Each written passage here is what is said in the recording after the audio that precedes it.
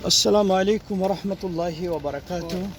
الحمد لله رب العالمين والعاقبة للمتقين والصلاة والسلام على سيد الأنبياء المرسلين نبينا وحبيبنا وإمامنا وقدوتنا وقرة أعيننا محمد بن عبد الله وعلى آله وصحبه ومن تبعهم بإحسان إلى يوم الدين. أما بعد، أعوذ بالله من الشيطان الرجيم. كل نفس ذائقة الموت.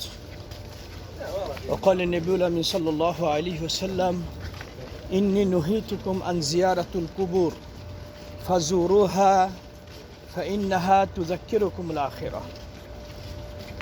সম্মানিত দিনী ভাই বোনেরা, এই মুহূর্তে আমরা পৃথিবীর কবরস্থানের মধ্যে অন্যতম কবরস্থান, যেটা মদিনাতে মসজিদে নববীর একেবারেই সন্নিকটে অবস্থিত, বাকিউল গারকাদ। এই বাকিউল গারকাদ এইটি হচ্ছে মাকবারা মিন মাকাবিরিল মদিনা। মদিনাতে যে সমস্ত কবরস্থান রয়েছে তার মধ্যে অন্যতম একটি কবরস্থান, যেই কবরস্থানে প্রায় 10,000 সাহাবীকে দাফন করা হয়েছে। তার মধ্যে সর্বপ্রথমে যে সাহাবীকে দাফন করা হয়েছে, ইবনে হাজার আসকালানী রহিমাহুল্লাহ বলেছেন, সেই সাহাবীর নাম হচ্ছে উসমান বিন মাদউন। এই উসমান বিন মাদউন তিনি হচ্ছে মুহাজিরদের মধ্যে ছিলেন। এই উসমান বিন মাদউন রাদিয়াল্লাহু আনহুকে সর্বপ্রথম এই বাকিউল গারকাদে কবরস্থানে সাহাবীদের মধ্যে তাকে দাফন করা হয়েছে। এই কবরস্থানে রাসূল সাল্লাল্লাহু আলাইহি সাল্লামের ম্যাক্সিমাম বিবিদেরও এখানে দাফন করা হয়েছে। খাদিজা রাদিয়াল্লাহু তাআলা আনহা এবং মাইমুনা সারা, রাসূল সাল্লাল্লাহু আলাইহি ওয়াসাল্লাম অন্য বিবিদেরকে এই বাকিউল গারকাদে দাফন করা হয়েছে। খাদিজা রাদিয়াল্লাহু তাআলা আনহা তিনি মক্কাতেই মৃত্যুবরণ করেছিলেন, এই জন্য তার কবরটা ওখানে রয়েছে। সহিহ তরিকাতে কবর জিয়ারতের পদ্ধতি হচ্ছে এই যে, আমরা যখন কবরস্থানে ঢোকার সময় এই দোয়াটি আমরা পড়ব: আসসালামু আলাইকুম আহলাদ দিয়ার মিনাল মুমিনিন ওয়াল মুসলিমিন ওয়া ইন্না ইনশাআল্লাহু বিকুমুল লাহিকুন নাসআলুল্লাহ লানা ওয়া লাকুমুল আফিয়া। আরও কিছু শব্দ এই ক্ষেত্রে বর্ণিত হয়েছে। তো এইটি হচ্ছে মানে সুন্নাত। এরপরে কবরস্থানে ঢুকে মানুষেরা সূরা ইয়াসিন পড়ে। আবার বলা হয় যে নির্দিষ্ট তরিকায় এতবার সূরা ফাতিহা পড়তে হবে, এতবার সূরা ইখলাস, ফালাক, নাস পড়তে হবে। এগুলো সব হচ্ছে খেলাফুস সুন্নাহ, এগুলো বিদআত, এগুলো সুন্নত পরিপন্থী নয়। বরং কবরস্থানে কোরআন পাঠ করা যাবে না, কবরস্থানে কোনো ইবাদত করা যাবে না। রাসূল সাল্লাল্লাহু আলাইহি ওয়াসাল্লাম বলেছেন, লা তাজআলুল বুয়ুতা কুবুরা, তোমাদের বাড়িগুলোকে মানে নামাজ না পড়তে পড়তে কবরে পরিণত করো না। কবরে যেভাবে নামাজ পড়া নিষেধ, তোমাদের ঘরগুলোকে তোমরা ওই কবরে পরিণত করো না। সুতরাং এইখানে এসে দোয়া মানে এতটুকু শুধু আমরা কবরস্থানে এসে যেই সুন্নতি আমল, সেটি হচ্ছে কবরবাসীদেরকে উদ্দেশ্য করে তাদের শান্তি কামনা, মাগফিরাত কামনা করে দোয়া করব। এরপরে আপনি নির্দিষ্ট কোনো কবরস্থান যদি জিয়ারত করতে চান, সেইখানে কেবলামুখী হয়ে দাঁড়িয়ে একাই কি আপনি দোয়া করবেন, কিন্তু সম্মিলিত দোয়া করার কথা সেটি পাওয়া যায় না। কবরস্থান জিয়ারত করার উদ্দেশ্য কি? এখানে উদ্দেশ্য কিন্তু থাকতে হবে যে আমি এর মাধ্যমে মৃত্যুকে স্মরণ করব, আখিরাতকে স্মরণ করব।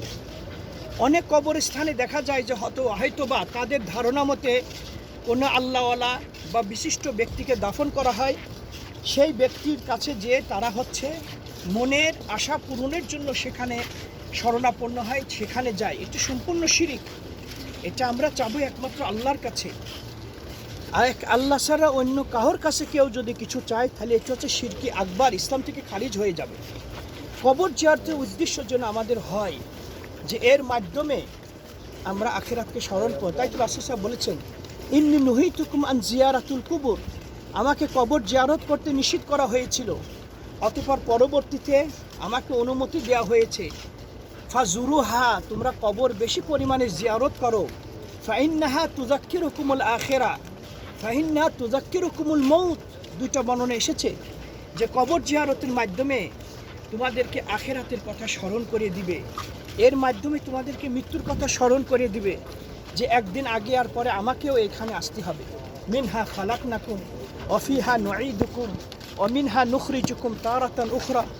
মাটি থেকেই তোমাদেরকে সৃষ্টি করা হয়েছে, মাটিতেই তোমাদেরকে মানে দাফন করা হবে, আবার কিয়ামতের দিন এই মাটি থেকেই তোমাদেরকে উঠানো হবে। সুতরাং উদ্দেশ্য এই কবরস্থানে সেটার জন্য মৃত্যুকে স্মরণ করা।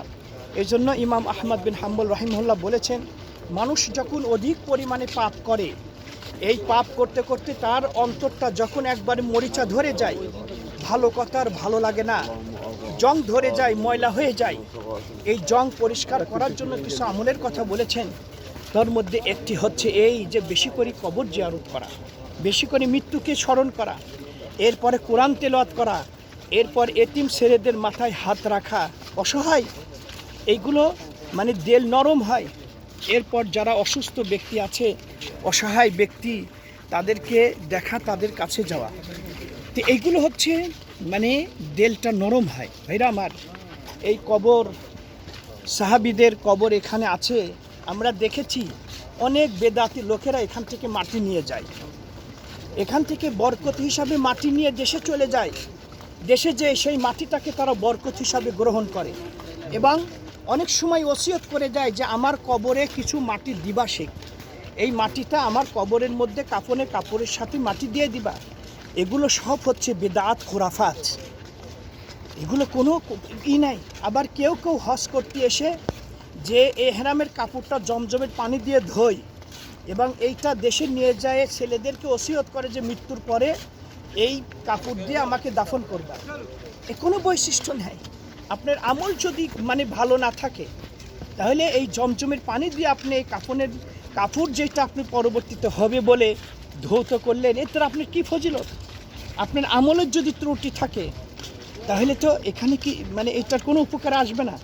সুতরাং এই সমস্ত ইতিকাদ, বিশ্বাস কেউ যদি করে খালি ভুল হবে, যে এর ওসিলায় মনে আমি পার পেয়ে যাব, আমার আমল যাই হোক, নিশ্চয় এটি হচ্ছে ভুল। তো এই কবরস্থানে এখানে কিছু চাওয়া যাবে না, শুধুমাত্র আমি মৃত্যুকে স্মরণ করব। তাই সাহাবীদের কবর এখানে আছে বলেই যে এই মাটি বরকত না। এরপরে যেটি সেটি হচ্ছে এই প্রায় 10,000 সাহাবীকে এখানে দাফন করা হয়েছে, কিন্তু কোন সাহাবীর কবর কোথায় আছে কেউ জানে না। কেউ কেউ বলে থাকে ওইখানে উসমান রাদিয়াল্লাহু তাআলা আনহু কবর আছে। আবার যারা হচ্ছে মানে শিয়া রাফেদি, তারা নিজের পক্ষ থেকে একটা ধারণামূলক কবর ধরে নিয়েছে যে ওই গেটের পাশে এই ফাতেমার কবর। এগুলো ভুল। ফাতেমার কবর কোথায় আছে কেউ জানে না। আগে আমরা দেখেছি মদিনা ভার্সিটির 98-এ এসেছি, তখন দেখেছি যে ওরা দল বেঁধে এসে ওইখানে মানে ওদের ধর্মের তরিকা অনুপাতে দাঁড়িয়ে তারা যা কিছু বলতো, কিন্তু এটা কোথাও সুনির্দিষ্ট কোন সাহাবীর কবর কোথায় আছে না। একমাত্র 3 জনের কবর, রাসূল সাল্লাল্লাহু আলাইহি সাল্লাম এবং আবু বকর, ওমর, এই 3 জনের কবর নির্দিষ্ট। এছাড়া কোন সাহাবীর কবর কোথায় আছে সুনির্দিষ্ট করে এই মর্মে কোনো বর্ণনা এইটা পাওয়া যায় না। সুতরাং আমরা অনুরোধ করব যে যখন আমরা মদিনাতে জিয়ারত করার জন্য আসব, সেই ক্ষেত্রে যেন আমাদের প্রধান উদ্দেশ্য থাকে মসজিদে নববী জিয়ারত করা। কারণ রাসূল সাহেব বলছেন লা তুসাদ্দুর রিহাল ইল্লা ইলা সালাসাতি মাসাজিদ। এটা কিন্তু অনেকেই জানেই না। ম্যাক্সিমাম লোক আমরা যেন মদিনাতে আসি রাসূলের কবর জিয়ারত করার জন্য, এটাই মেন উদ্দেশ্য থাকে না।